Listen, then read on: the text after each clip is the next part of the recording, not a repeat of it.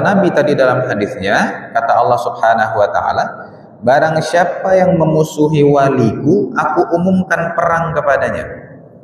Apa maknanya? Menyakiti orang yang beriman itu, orang yang takwa kepada Allah itu dosa besar. Dosa besar Bapak Ibu. Kalau Bapak Ibu serobok dalam Al-Quran, ayat yang bunyinya dilaknat Allah, dimurkai Allah, diperangi Allah, berarti itu dosa besar. Contoh yang diperangi Allah itu adalah riba. Nah, barang siapa yang riba, aku umumkan perang kepadanya. Maka riba itu dosa besar. Nah, di dalam hadis ini kata Allah, siapa yang memusuhi wali Allah, aku umumkan perang kepadanya. Nah, maka jangan sesekali kita menyakiti orang yang taat kepada Allah. سبح اسم ربك الأعلى الذي خلق فسوى. أعوذ بالله من الشيطان الرجيم. بسم الله الرحمن الرحيم. السلام عليكم ورحمة الله وبركاته. Alhamdulillah, alhamdulillahilladzi bini'matihi tatimmus shalihat, walhamdulillahi ala kulli hal wa fi kulli hal, walhamdulillahilladzi anzala as-sakinata fi qulubil mu'minin liyazdadu imanan ma'a imanihim, walhamdulillahilladzi ahyana ba'dama amatana wa ilaihin nusyur.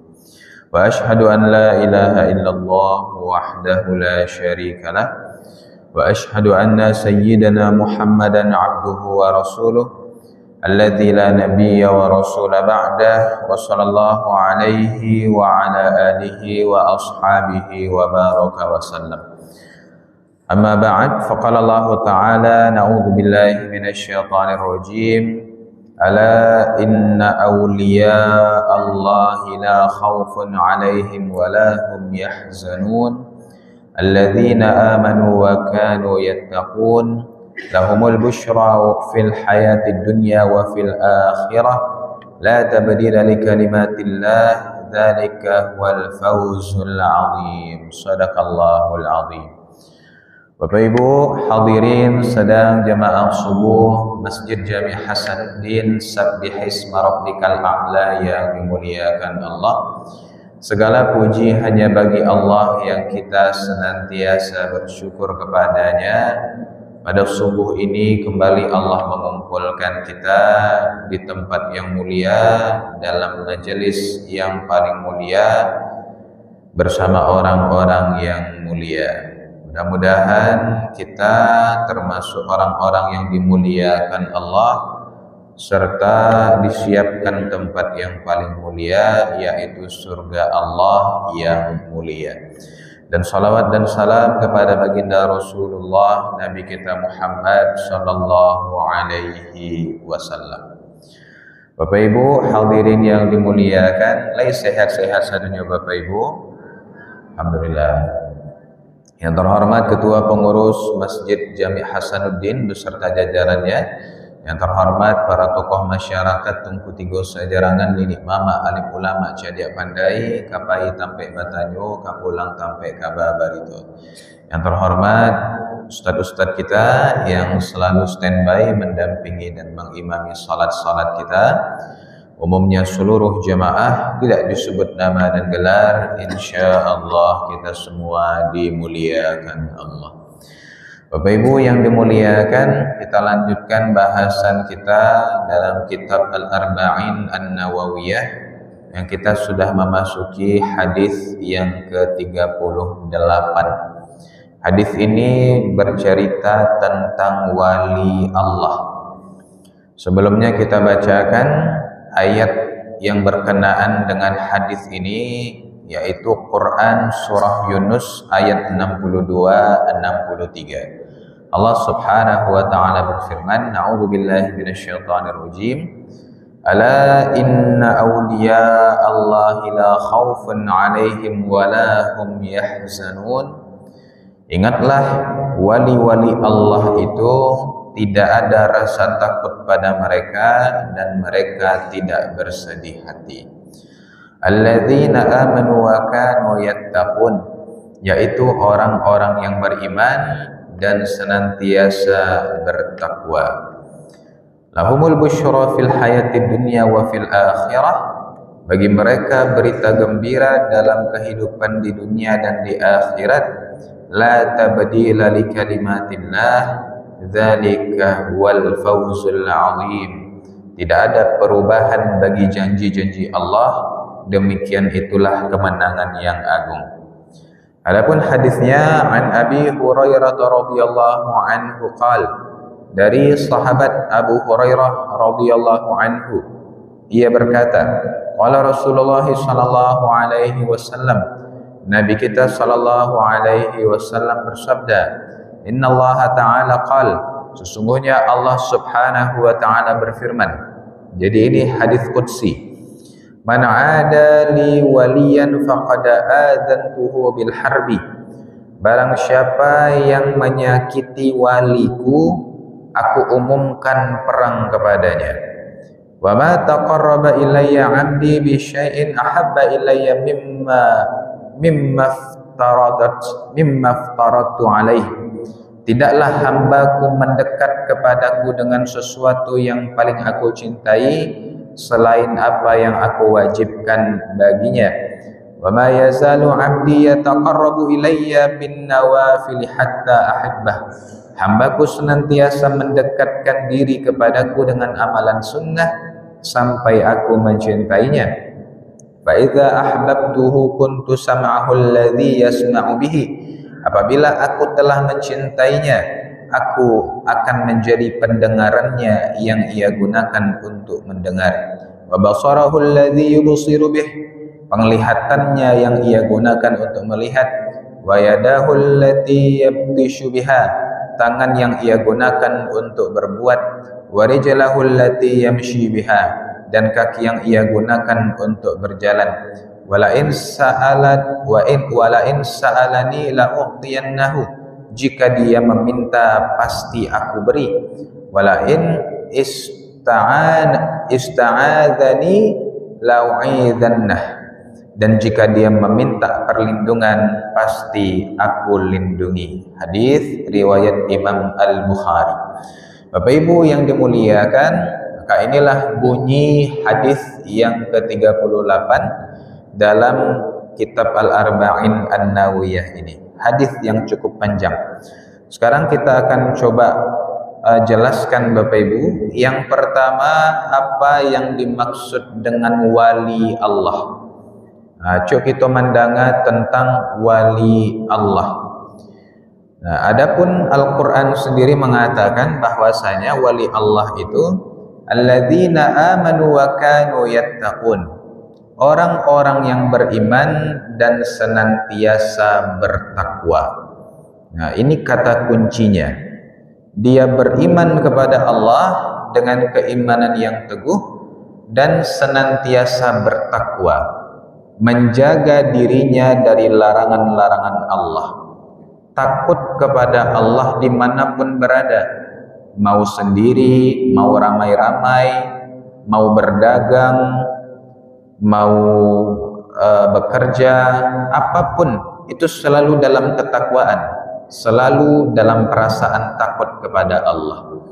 Adapun wali Allah ini sendiri secara bahasa, wali itu artinya bisa jadi pelindung, bisa jadi teman, bisa jadi kekasih. Intinya wali itu orang yang paling dekat. Nah, sama seperti wali murid Bapak Ibu. Wali murid tentu orang yang paling dekat ju murid. Bisa jadi orang tuanya, ya kan, bisa jadi pamannya, tantenya, omnya. Wali kelas tentu orang yang paling dekat dengan kelas tersebut. Nah, maka wali Allah ini orang yang sangat dekat dengan Allah.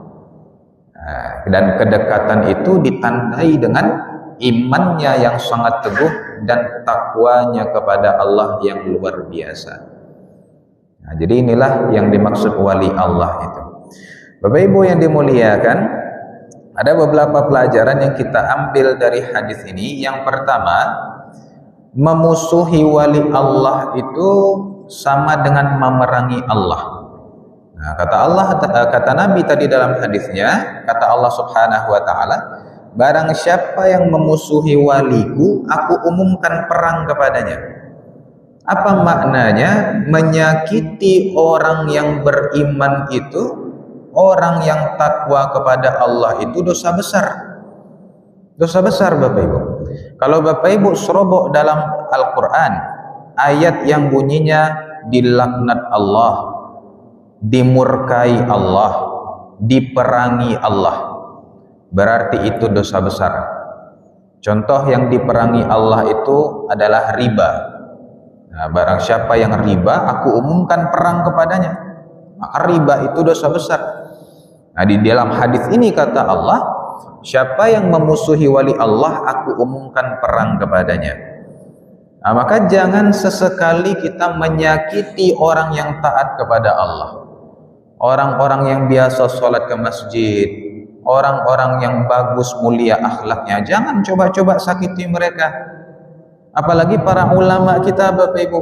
Nah, celeklah di zaman kini ulama dipersekusi, ulama diperlakukan tidak pantas, ya kan? Ini dosa besar Bapak Ibu.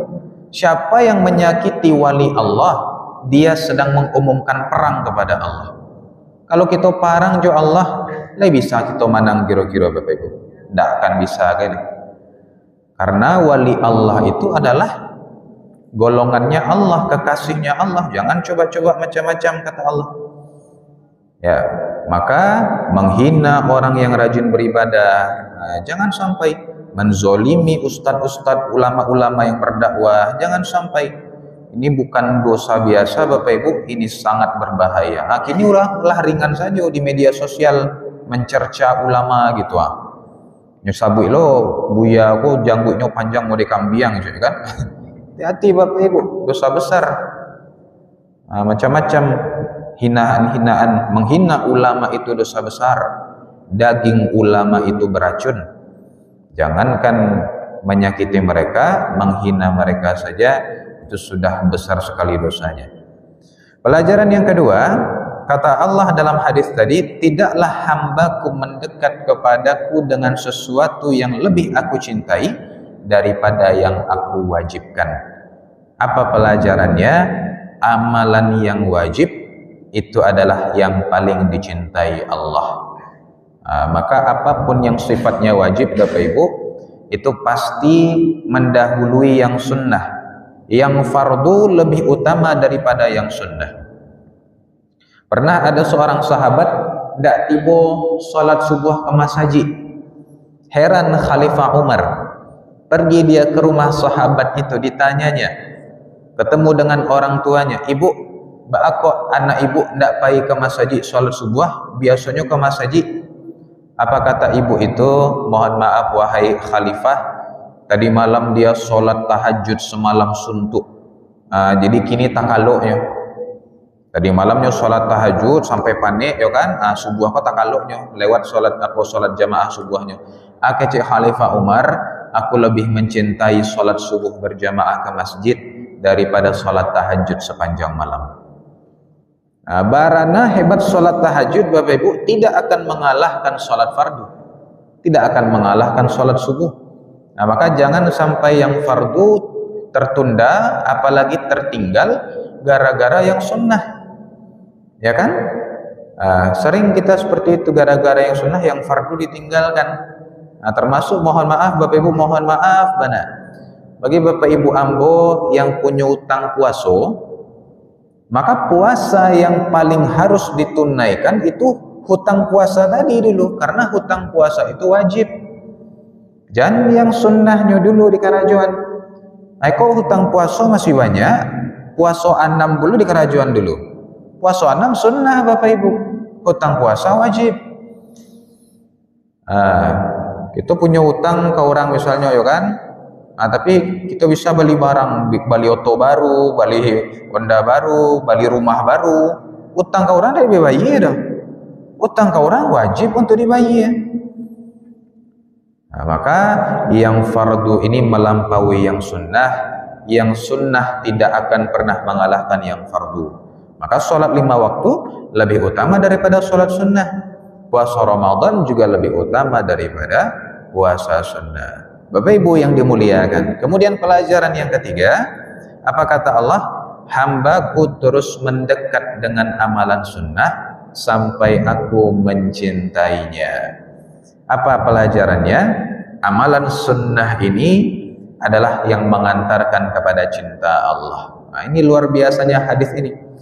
Memang amalan fardu itu yang paling dicintai Allah. Tapi amalan sunnah ini itu juga mengantarkan kita menuju cinta kepada Allah Subhanahu wa ta'ala. Nah, Bapak Ibu yang dimuliakan, maka setelah beramal yang wajib, perbanyak amalan sunnah. Jangan yang wajib saja. Telah pernah kita bahas di pertemuan sebelumnya, hadis yang sebelumnya, amalan sunnah itu fungsinya adalah untuk menutupi kekurangan amalan wajib. Nah, puasa wajib kita banyak kurangnya, ditumbuk, ditambal, ditutupi oleh amalan-amalan sunnah, puasa-puasa sunnah. Salat kita banyak kurangnya, ditutupi oleh salat-salat sunnah. Maka semakin banyak amalan sunnah seseorang, semakin sempurna amalan wajibnya.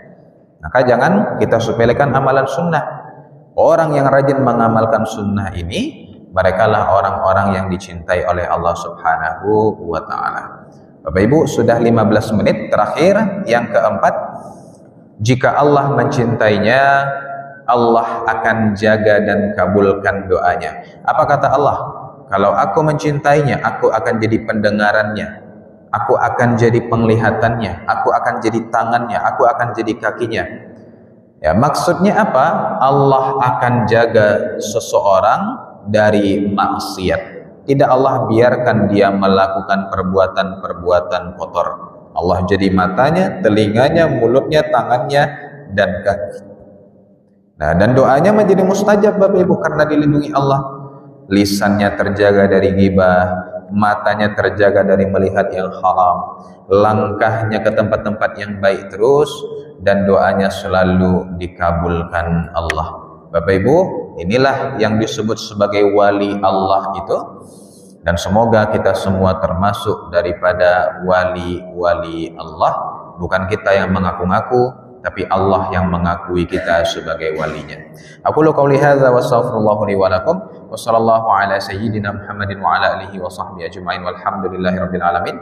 Subhanakallahumma bihamdika asyhadu an la ilaha illa anta astaghfiruka wa atubu ilaik. Itu saketik yang bisa ambo sampaikan, mudah-mudahan ada manfaat. Terima kasih, banyak maaf. Wassalamualaikum warahmatullahi wabarakatuh.